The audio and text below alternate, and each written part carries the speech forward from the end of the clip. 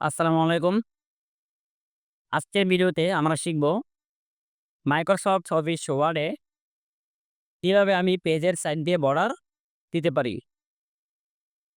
তো বর্ডার দেওয়ার জন্য আমার প্রথমে চলে যেতে হবে পেজ লেআউট মেনুর ভিতরে। পেজ লেআউট থেকে পেজ বর্ডার।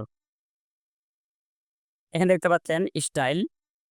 আপনি চাইলে এখান থেকেও বর্ডার দিতে পারেন, কিন্তু আমি দিব আর থেকে, কারণ এখানে অনেক সুন্দর সুন্দর বর্ডার পাওয়া যায়।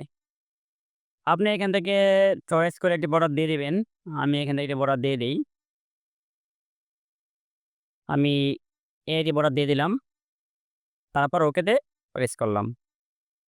দেখতে পাচ্ছেন আমার পেজের মধ্যে কিন্তু একটি বর্ডার তৈরি হয়ে গিয়েছে। এখন আপনি চাইলে এই বর্ডারটি চিকন বা আরো মোটা করতে পারেন। চাইলে বর্ডারটির কালার পরিবর্তন করতে পারেন। আমি আপনাদেরকে কিভাবে চিকন করবেন, মোটা করবেন বা বর্ডারের কালার পরিবর্তন করেন সেটি এখন দেখাবো। আপনি আবার চলে যাবেন পেজ বর্ডার। পেজ বর্ডার থেকে উইডথ। এখানে যদি আমি ওয়েট কমিয়ে দেই তাহলে দেখতে পারবেন পেজের বর্ডারটি চিকন হয়ে যাবে।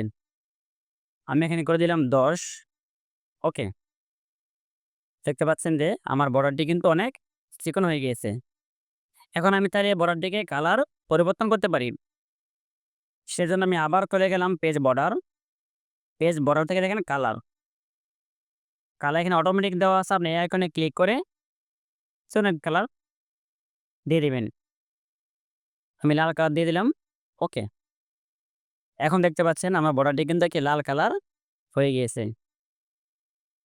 এখন এখানে আরেকটি বিষয় হচ্ছে আমার বর্ডারটি কিন্তু আমার মার্জিন থেকে, এই যে মার্জিন থেকে অনেকটা দূরে।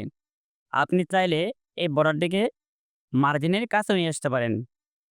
তো সেজন্য আমার পুনরায় চলে যেতে হবে পেজ বর্ডার। পেজ বর্ডার থেকে অপশন। পেজ বর্ডার থেকে অপশন। অপশন থেকে মেটা ফ্রম।